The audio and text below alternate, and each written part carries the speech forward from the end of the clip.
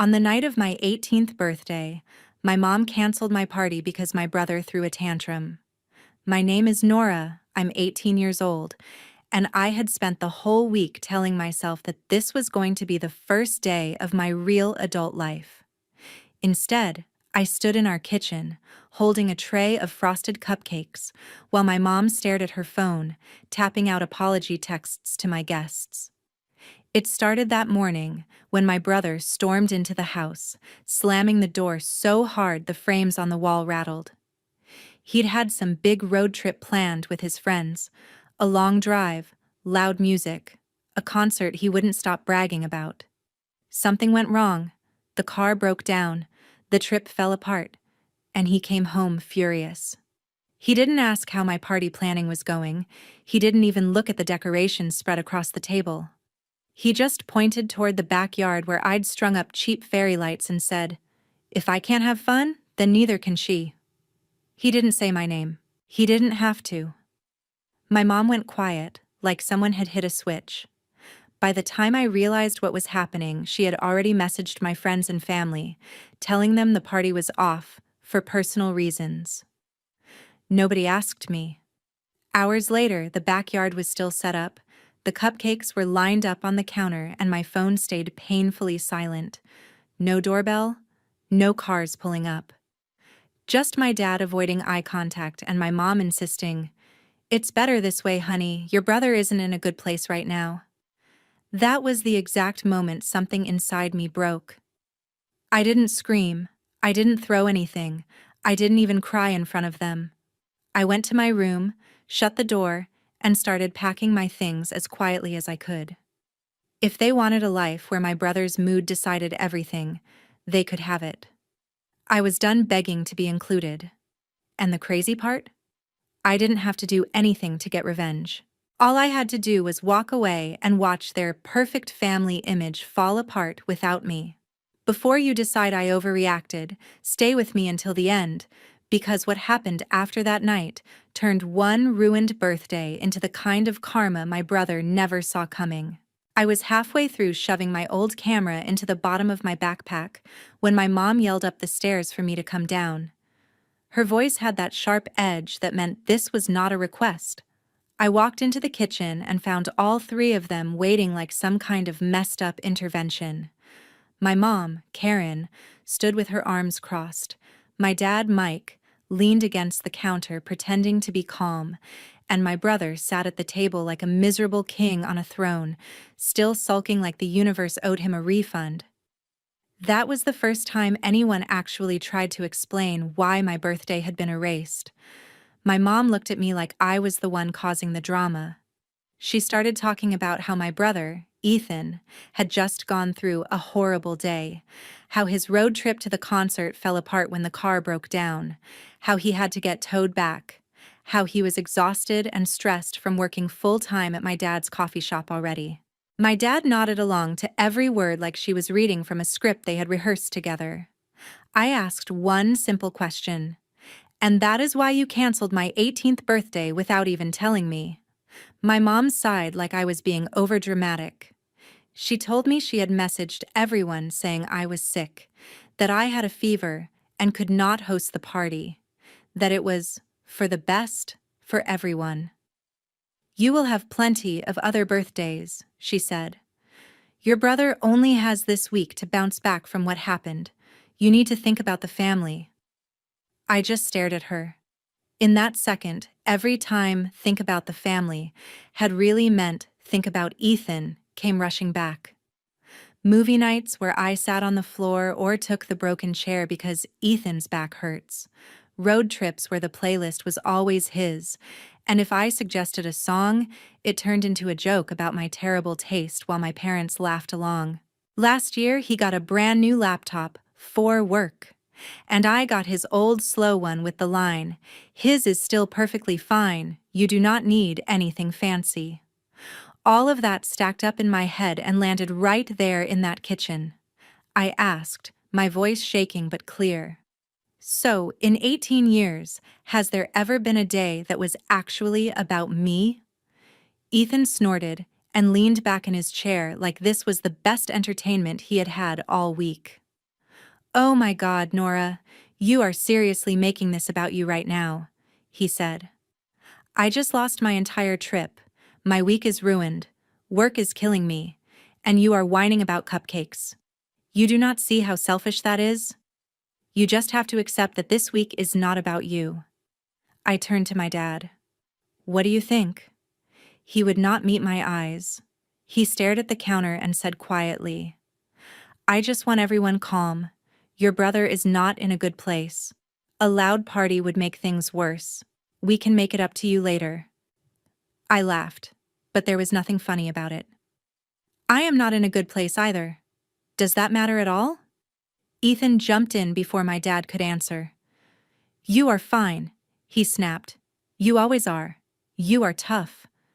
I am the one carrying the real pressure. I am the one working full-time at the shop, listening to rude customers, worrying about the bills.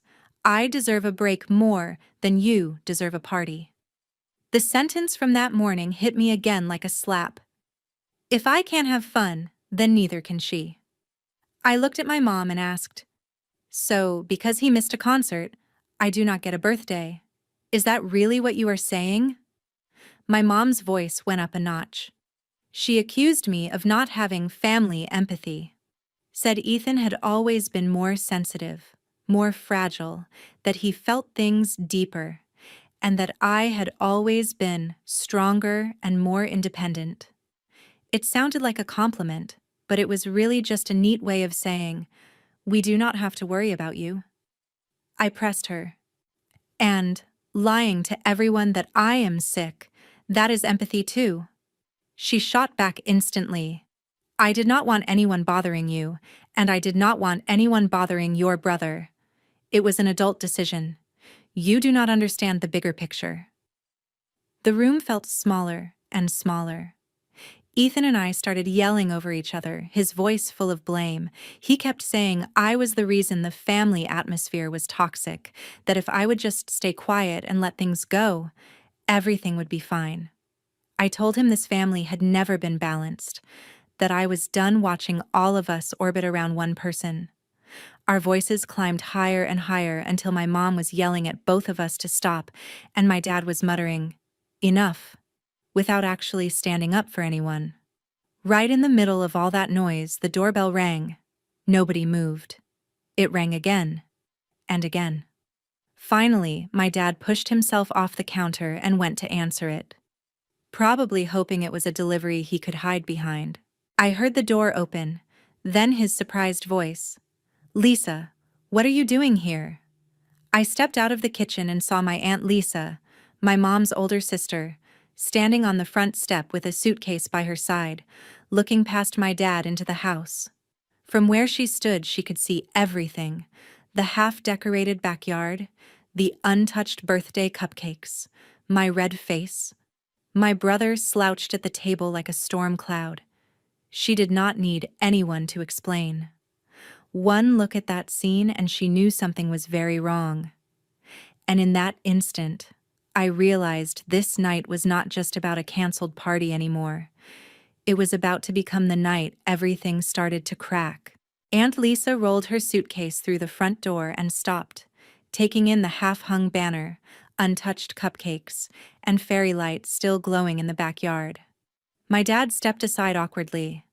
I was in the hallway, feeling like someone had just opened a curtain on a scene my family never wanted anyone to see. My mom appeared a second later, plastering on a bright, fake smile. Lisa, we didn't know you were coming, she chirped. Lisa raised an eyebrow. I texted you yesterday, and this morning, she said. No reply, so I thought I'd surprise my niece for her 18th birthday. She looked straight at me. Happy birthday, Nora. Supposedly. I opened my mouth, but my mom cut in. She's sick, she announced. Fever, chills. We had to cancel the party. We didn't want to drag you up from Portland for nothing. Lisa's eyes flicked over my jeans and t-shirt, the complete lack of medicine, tissues, or even a blanket. Sick, she repeated. Right. My dad jumped in, rambling about how stressful the week had been, how Ethan's trip fell apart, how everyone was on edge. It sounded like he was shaking excuses out of a box. Lisa lifted a hand. "I didn't ask you," she said and turned fully toward me. "Nora, what actually happened?" No one in my house ever asked me that.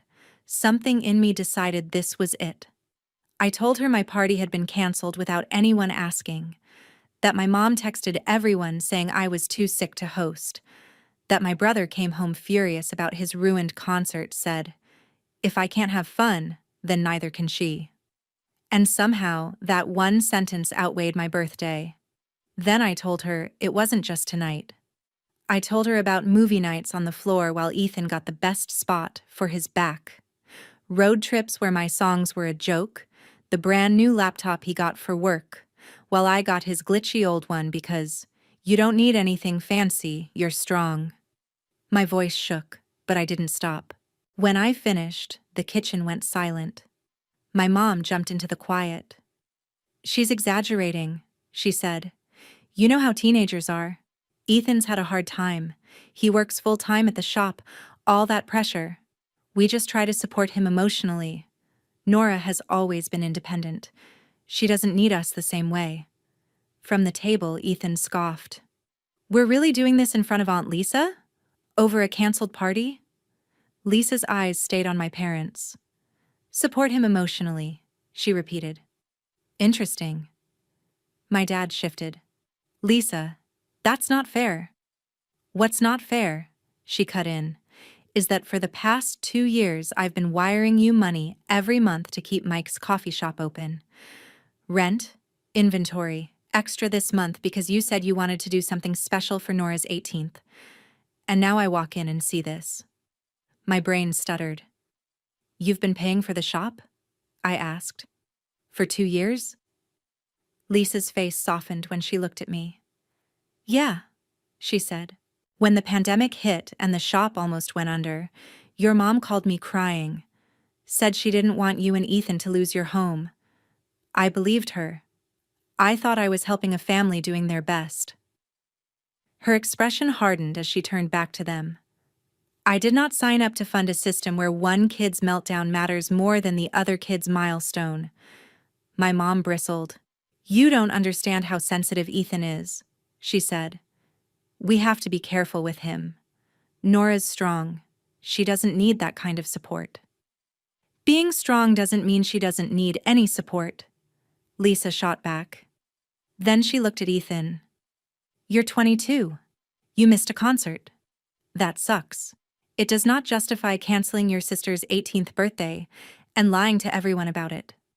He rolled his eyes. "I didn't ask you for anything. I work there. I'm under pressure. They did what was right for the family. She's the one making a scene." Lisa let out a short, humorless laugh. "No," she said. "What's right for the family has meant keep Ethan comfortable, hope Nora stays quiet for a long time. I'm done paying for that." She took a breath. "As of right now, I'm cutting off the money. No more monthly deposits. No more emergency transfers. If you want to keep the shop, you figure it out yourselves. I'm not bankrolling you treating Nora like background noise." My mom grabbed her arm. "You can't just cut us off," she said, panic breaking through. "We have bills, the lease, employees. You can't walk away now." "I'm not walking away from the kids," Lisa said evenly. "I'm walking away from being your financial plan. You're adults. Live with your choices." Then she turned back to me, and her voice softened in a way I wasn't used to. "Nora, I can't erase what they've done, but I can give you a way out. If you want, you can come live with me in Portland. I have a spare room. You can finish school. We'll look at colleges. Find you a part-time job that isn't tied to this drama. You deserve a home where your birthday doesn't get canceled because your brother had a bad week." Behind her, my parents started talking over each other, my mom accusing her of stealing me, my dad begging everyone to calm down, Ethan muttering about betrayal, but it all sounded distant, like it was happening in another room. For the first time in my life, There was a door open that they didn't control. This night wasn't just about a ruined party anymore. It had turned into a real choice: stay in a house that revolved around my brother's mood, or walk away and finally see what happened to their perfect family when I stopped holding it together by staying silent. I didn't make a list. I didn't sleep on it. I didn't wait for some perfect timing. If I had, I knew I'd start shrinking everything down the way my parents always did until they canceled my 18th birthday because my brother was upset. Sounded like a silly overreaction. So when Aunt Lisa said I deserved a home where that didn't happen, the words came out before I could second-guess them. Okay, I want to go. The whole room stalled. My mom's face twisted like she couldn't decide if she was hurt or furious. You are not going anywhere, she snapped. You're emotional. You are not thinking clearly. We'll throw you a party next weekend. We'll make it up to you. You are not tearing this family apart over one bad decision. My dad raised his hands like a referee. Hey kiddo, let's just calm down, he said. Your aunt is worked up. We can talk tomorrow.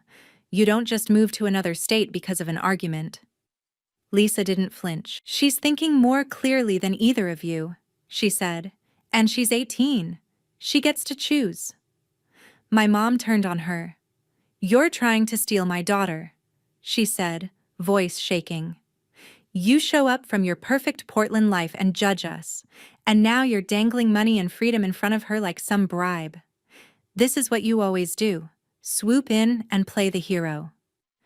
If I were bribing her, I'd have brought a cake and not let you cancel her birthday, Lisa said. Then she looked at me. Grab what you need. Clothes, school stuff, anything important. We can figure the rest out later. You don't owe anyone here a performance first. Upstairs, my room felt smaller than it had that morning. The outfit I'd planned for my party was still laid out on the bed. The balloons sagged in the corner. The string lights glowed around the mirror like they belonged to someone else's life. I stuffed jeans, hoodies, a few shirts, my notebooks, the old camera, a couple of books into a backpack and duffel bag. Every time I tossed something in, it felt like I was saying, "This is mine. This comes with me.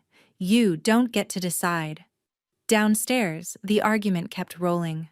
My mom accusing Lisa of turning me against my family, my dad asking her to give them more time, Ethan muttering about drama and betrayal. Not one of them yelled up the stairs to ask what I actually wanted. When I came down with my bags, my mom's eyes were wet, but I couldn't tell if she was crying for me or for the safety net collapsing under her. If you walk out that door with her, she said, don't expect us to be waiting when you decide to come back. We're not going to chase you while you run off to play the victim. A few months earlier, that would have gutted me. Now it just sounded like another rule I was done following. Okay, I said. Then don't expect me to keep pretending this is normal. My dad didn't hug me. He just stood there, empty-handed. Ethan stared at his phone and muttered, "Unbelievable," like I'd stolen his spotlight instead of my own future. Lisa pressed her hand lightly against my back and guided me out. The door closing behind us sounded a lot like a line being drawn. The drive to Portland felt unreal. Seattle blurred past, then the freeway, then long stretches of road and trees. At first I questioned everything. Was I overreacting? Was there some way I could have stayed and made it work? Lisa let the silence breathe. Eventually she said, "You know this isn't your fault, right?" Like it was a fact, not an argument. No one in my house had ever said that without following it with a but. She didn't. She just let it sit there. Her house in Hillsdale was small and warm, with real plants, shelves of books and cameras, and a spare bedroom she handed over without hesitation. "It's yours as long as you need it," she said. "We can change anything you don't like. The point is, you feeling safe." That first night we made burgers on the stove and ate them on the couch, watching whatever I picked on Hulu. Nobody checked whether my brother would approve. It was so painfully ordinary, it felt revolutionary. Over the next days, my life shifted from reacting to planning. Lisa sat with me at the table, laptop open, and walked me through college options, scholarships, part-time jobs that weren't tied to my dad's shop. Whenever I said, "I don't think I'm good enough for that," she'd ask, "Who told you that? You or them?" It was uncomfortable seeing how many limits in my head sounded suspiciously like my parents'. My phone didn't stay quiet. At first, my mom sent long texts that started with, "I'm sorry you felt hurt," and slid into paragraphs about stress, Ethan's emotional state, how hard parenting was. She swore she loved me, equally, said they only canceled because he was on the edge. My dad messaged shorter things. "Hope you're settling in. We miss you," never once mentioning the lie about me being sick. For a while, I replied politely. Then the tone shifted. My mom started bringing up the shop, how Lisa cutting them off was devastating, how fragile things were. She hinted that if I just talked to Lisa, explained that they'd been overwhelmed, maybe she would reconsider. "She listens to you," my mom wrote. "You're reasonable." Reasonable didn't mean they wanted me. It meant they wanted me to fix this for them, like I fixed everything else. One night, after another message about how they couldn't survive without Lisa's help, I set the phone down. "They don't miss me," I said. "They miss what I can get them." Lisa didn't sugarcoat it. She told me about the call when my mom had lost her grocery store job, about how she'd framed Ethan as the future, the one who would carry the family once the shop took off. In that story, I realized I'd never really been the main character. I'd been the backup plan, the strong one they assumed would survive being overlooked. The next time my mom video called, showing me every corner of the house like a guilt tour and ending with, "If you just talk to your aunt, maybe she'll help us again," I finally asked, "If I came back, would it be because you want me there? Or because you want her money back?" She hesitated just long enough to answer without words. That hesitation was what stuck with me later, when I started to understand that I had one thing left they still wanted to control. Whether I stayed gone or came back and put myself back in the role they'd picked for me. And that realization was what pushed me toward the ultimatum I was about to give them, the one that would finally force them to choose out loud who mattered more. At some point, the calls and texts from my parents stopped feeling like conversations and started feeling like spam. Every message had the same three ingredients: a half apology, a full paragraph about how fragile Ethan was, and a line about how the coffee shop was barely hanging on since Lisa cut them off. One night, after rereading another wall of text about how much pressure Ethan was under, I got tired of wondering where I ranked in their priorities and decided to find out. I typed, "If you really want me to even think about coming back, then Ethan needs to move out. He's 22. He can live on his own. I will only consider coming home if he leaves." Even to me, it sounded harsh, but I wasn't actually negotiating. I was testing them. I hit send before I could talk myself out of it. The typing bubble appeared, then vanished. Then nothing. No answer that night. None the next day. For the first time since I left, my phone was completely quiet. Meanwhile, my life in Portland kept expanding in small, real ways. Lisa helped me get a part-time job at a little independent bookstore with crooked shelves and a temperamental register. I stocked shelves, recommended books, and went home smelling like paper and dust instead of burnt espresso and stress. That's where I met Jake, a tall engineering student who came in looking for a textbook and stayed to talk about everything else. When I told him I'd moved from Seattle because my family was complicated, he didn't push. He just nodded like he got it and asked if I wanted coffee after my shift. A few weeks later, we were doing homework together at the public library, and for once my world felt like it was orbiting something other than my brother's mood.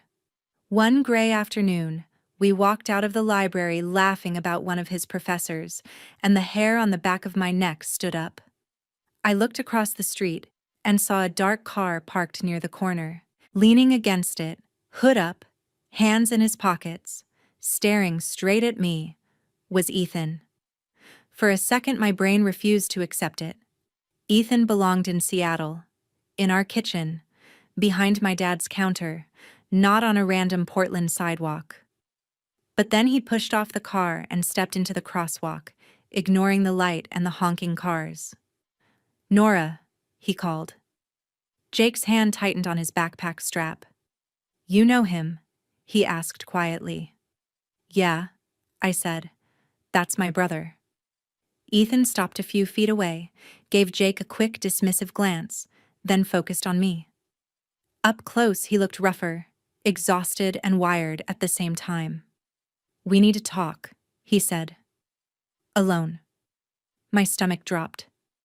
"What are you doing here?" I asked. "How did you even find me?" He rolled his eyes. "Mom gave me your address," he said. "And your schedule. She said you're working at some dusty little bookstore and hiding in this library every day. They're worried. They don't get why you're doing this. So I told them I'd come down and try to talk some sense into you, since you won't listen to them." Of course they had sent him. When guilt texts didn't work, send the golden child in person. I took a breath. "If you've got something to say, you can say it right here," I said. "I'm not going anywhere alone with you." Jake stayed beside me, solid without being in front of me. Ethan laughed without humor. "Fine," he said. "They told me about your little ultimatum. You said you'll only come home if I move out.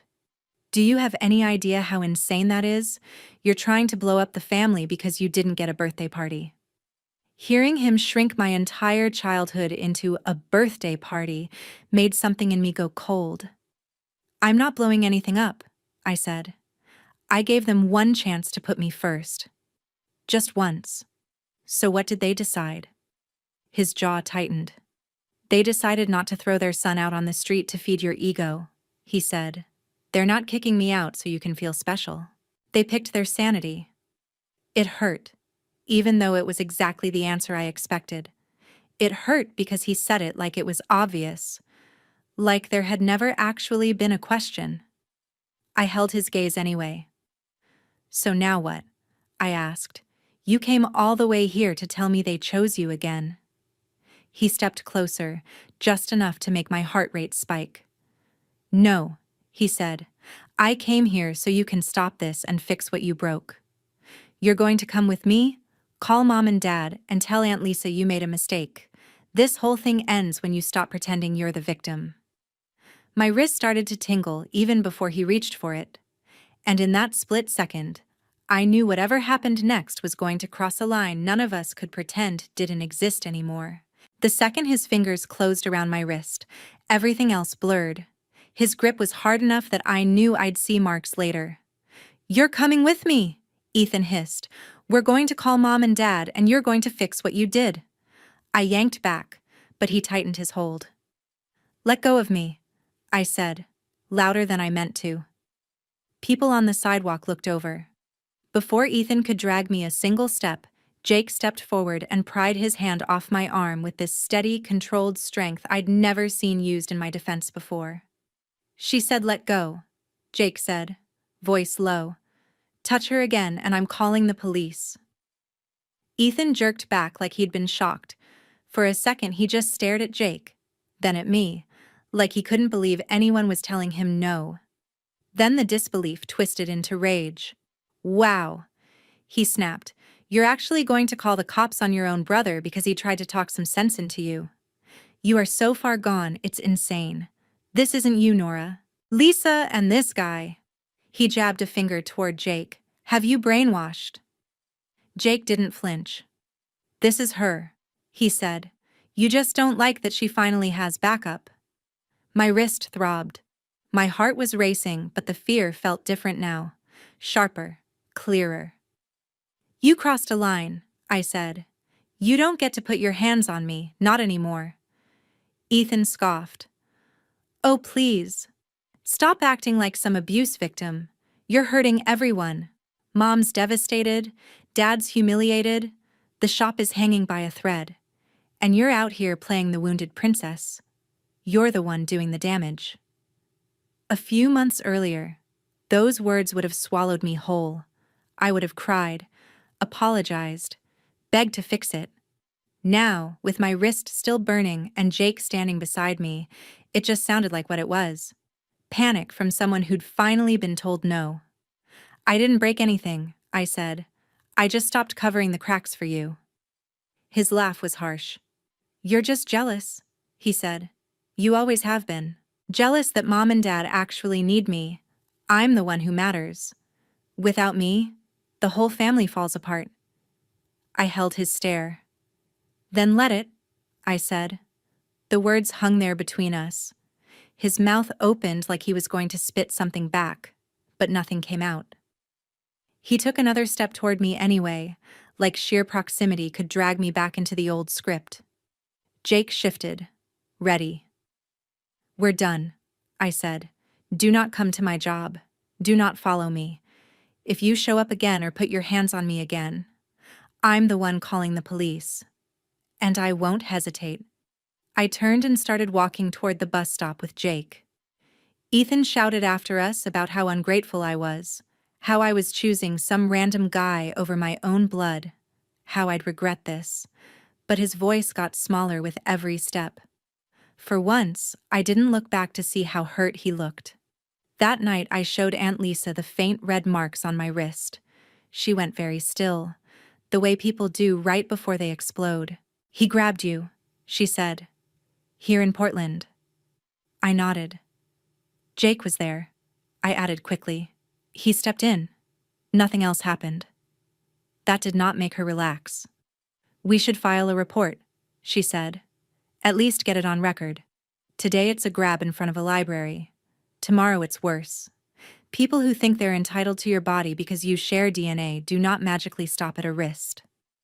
I pictured sitting in a police station, retelling the story to some officer who might decide it was just a family dispute. I pictured my parents finding out and lighting my phone on fire with rage. Part of me wanted that line drawn in ink. Another part of me was just tired of them owning any more space in my day. "If he shows up again, if he touches me again, we go," I said. "No discussion. But for now, I think he finally got that I'm serious." Lisa studied my face for a long second, then nodded once. "Okay," she said. "But I'm holding you to that." 2 full days went by with no calls, no texts, no surprise appearances. For the first time since leaving Seattle, the quiet felt like actual peace instead of the pause before another explosion. Then my phone buzzed with a long message from my mom. It started like so many others. "We heard Ethan tried to talk to you. He came home very upset. We cannot believe you threatened to call the police on your own brother. This is not who you are, Nora." Then the tone changed. "We have talked and prayed about your ultimatum, and we are not going to throw Ethan out of his home. He is our son. He is struggling. Asking him to leave so you can feel prioritized is cruel. We will not do it." My chest tightened, but I kept reading. "The truth is, it has become clear that you only want to come back if it is on your terms and to punish us. That is not love. That is manipulation. You have turned Lisa against us, and because of that, she has cut us off. Do you understand what you have done to this family? We had to borrow money from friends to keep the shop open this month. We are humiliated. After everything we sacrificed for you, this is how you repay us. If you choose to stay there, do not expect us to keep reaching out. We are done begging. We will always love you, but if you insist on acting like this, we will have no choice but to let you go and focus on the child who still cares about this family." I stared at the last line until it stopped swimming. There it was, written out instead of implied. We pick him. Not, we have 2 kids and we're going to figure this out. Just a neat little sentence declaring what their actions had already told me for years. I waited for the familiar wave of guilt and panic. It didn't come. Instead, There was this strange, deep quiet inside me, like something had finally snapped into place. I typed 3 words back. Thank you. Goodbye. Then I blocked my mom, my dad, Ethan, the family group chat, every number and thread that led back to that house. My thumb shook a little when I hit the confirm button, like my body was still wired to expect immediate punishment. But nothing happened. No new notification, no explosion, just silence. And underneath that silence, something I hadn't felt in a long time. The sense that whatever fell apart in Seattle from here on out, it wouldn't be my job to hold it together. Blocking them didn't magically erase Seattle from my mind. For a while I still woke up expecting some new unknown number to pop up with another guilt trip. It never did. The silence stayed, and life in Portland filled in around it. I kept working at the bookstore, learning the regulars and the way the old register stuck if you hit total too hard. Jake and I fell into an easy rhythm of coffee, study sessions, and long walks through Forest Park, where the trees made my old life feel very far away. Then one afternoon, in the middle of drafting a scholarship essay, my phone buzzed with a notification from a cousin I hadn't talked to in forever. She'd tagged me in a post. It was a photo of my dad's coffee shop. Only it didn't look like his anymore. The sign with his logo was gone, replaced by a different name, and a big sheet of paper in the window read, "Under New Management." The caption underneath said, "Crazy how fast things change," with a sad emoji. My heart did that weird jump where dread and relief collide. The comments told the rest of the story. People asking when it closed, someone saying it had been struggling for months, another mentioning that most of the staff had been let go, and the vibe had gotten tense and weird before the sale. I didn't need a spreadsheet to figure it out. Without Lisa's money and with borrowed favors running out, the shop that was supposed to be Ethan's big future had been sold off to pay bills. A few weeks later, I overheard Lisa on the phone with another relative. I only caught half the conversation, but it painted a clear enough picture. My parents were trying to spin it like a business decision, but everyone knew it was desperation. They were cutting expenses, selling off nicer things, living on pride and fumes.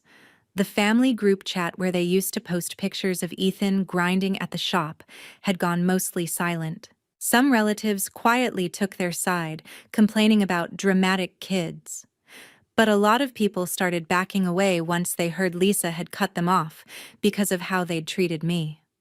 The perfect family image they'd curated for years had finally cracked wide enough for other people to see. As for Ethan, he did what he always did at first. He performed. I'm not proud of it, but I checked his public social media on a friend's phone. There he was posting vague quotes about fake people and snakes in the family, complaining about how loyalty meant nothing. There was a picture of an empty apartment with the caption, "New chapter, no dead weight," clearly aimed at me and maybe our parents, too. The comments were full of people hyping him up, but after a while the posts slowed down. Through a cousin, I heard why. With the shop gone, his built-in job vanished. He landed a barista gig at another cafe, but his attitude didn't magically adjust. He snapped at customers, argued with the manager, showed up late. Eventually, they fired him. Without steady paychecks, the credit card debt he'd piled up during his stressed provider phase started catching up.